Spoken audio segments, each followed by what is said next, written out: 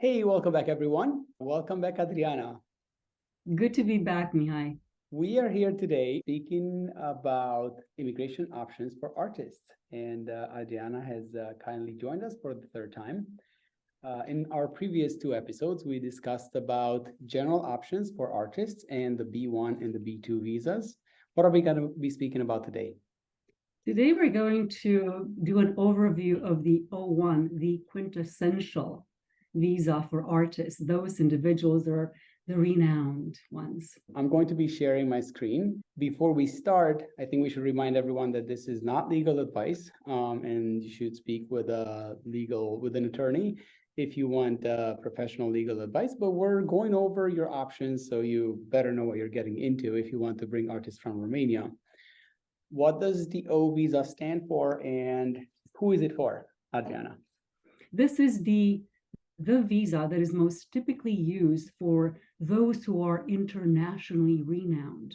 They're the individuals like Oana, Pellea, Loredana, Groza, Maia, Morgenstern. Why it's such a beautiful status? Because it allows one to come for a longer time. It is for an initial 3 years with the potential to be renewed perpetually, forever, for 1 year and 1 year, unless there's a new sponsor and you go again for a 3-year petition. So the visa is dependent upon the itinerary. The itinerary, the contract, is the one that decides for how long it's going to be. So it could be that the Chicago Center has an itinerary for 18 months. Well, guess what? That's the amount of visa status for 18 months. If you show that you are the, let's say, FORA, as the umbrella of all the organizations, is the main sponsor, and it is going to act like an agent for all the other subsidies, then it shows a 3-year contract or itinerary, then that's going to be the status of the visa itself. I like how you brought up FORA, because this actually brings us to another use case for our federation. And I think we should mention that this video is prepared for our partner members of the Federation of Romanian American Organizations, FORA, and that this document will be shared with you in the links to on your YouTube channel. Can you tell us what is specific about this O1 visa? What is the difference between O1 and O2? Then we're going to go over the requirements. Wonderful. So the O1 is the principal artist. The O2 is for any supporting personnel. This is a little bit confusing, though, because at times, it depends how you argue if you have an attorney. The O2 is not the supporting band, the one that is considered the band itself. That's when we go to the P visas. O2 is the individuals who are literally the support. You have the main director, the O1B, then you have the assistant director.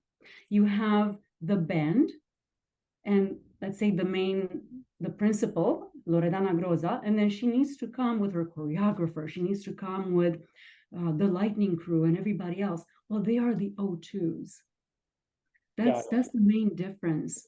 Then we have the O3s. These are, if a contract requires an individual to come for 3 years, well, maybe the family wants to join as well. And family is married spouses of any gender, right, under today's laws. We also include children under the age of 21. So let's go over the O visa requirements. The first requirement is a sponsor. Who can be a sponsor? And let's just go over the other requirements as well. Yeah, so the list is pretty clear. You need a sponsor. Clearly, right? Then you need to show who the sponsor is. You need to show the finances, the reputation of the sponsor, the activities, perhaps a mini portfolio about the institution or the agent or the manager, right? That's the sponsor. Then whatever you need for the artist himself comes next. This is what distinguishes and creates the O1, the outstanding ability. The artist either needs a one-time achievement, something really big within the field of artistry, or 3 of the following: maybe lesser awards, maybe memberships in some associations where it is by invitation only, and it is an outstanding invitation to be part of that the membership. Then we look at the individual's own product out into the public, blogs, maybe posts, maybe posters, anything that it is about the individual that is being created and put out. The next category is the attention that the individual obtains from the media. So this is where we go to see the reviews. This is where we go to see how many times the individual has been sought after to go into advertisements, maybe into interviews, into anything that, people providing reviews and ratings and whatnot. Then we go and see whether the individual has performed as a judge of the work of others. And although not too many are Simons, right, on whatever that show is, they can be judges at festivals, maybe at whatever activities within their own communities. So the main difference is that you have to be an outstanding artist. Any artist could potentially qualify for the P visa, but only truly outstanding artists qualify for the O visa. Who requires these? Is it for the statute, or is it for when you apply at the embassy? Is it for the actual visa? Right. So this is, thank you for that question so that we can clarify. The O and the P visas, unlike the other choices that we mentioned, and then we'll be mentioning again, require a USCIS status, meaning an application within the United States with all these documents that we are outlining in this product in front of you. Then once this package is ready and is filed with the USCIS, we have a decision from the government. That decision from the government, if it is an approval, then the individual, if the individual is overseas and requires a visa, they go and apply for the visa at the US Embassy overseas, gets a stamp, comes to America. If the individual is within the United States, then they can apply for a change of status. And that's a different procedure. That is why an attorney is definitely needed. This is an overview. This is community discussion. This is very helpful overview just to get an idea of what is required. But an attorney is definitely needed for the application itself. And we should mention that we're going to have a future episode that focuses on the procedural aspects of applying for these visas. Yes. All right, well, there's just a couple of things here towards the end. Yes.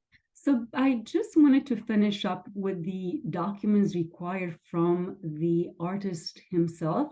Mm-hmm. Besides the outstanding or the lesser, the three of the lesser, which you can add in more to pump up the case, you also need a contract. It can be verbal or non-verbal, just a letter from the agent. Then letters from distinguished colleagues. This is so important. You have no idea. This is perhaps one of the most important pieces of information that the government is looking for, is basically authority saying, yes, we recognize this individual as someone who is an authority.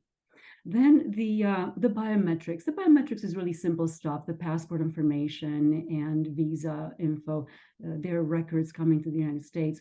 Then if the artist has a portfolio and has education within the field, certificates, and the whole resume needs to be included. So every single ad they've been in, every single interview they've been in, every single festival they've been singing at, all of this is so critical for the government to see that this activity really exists.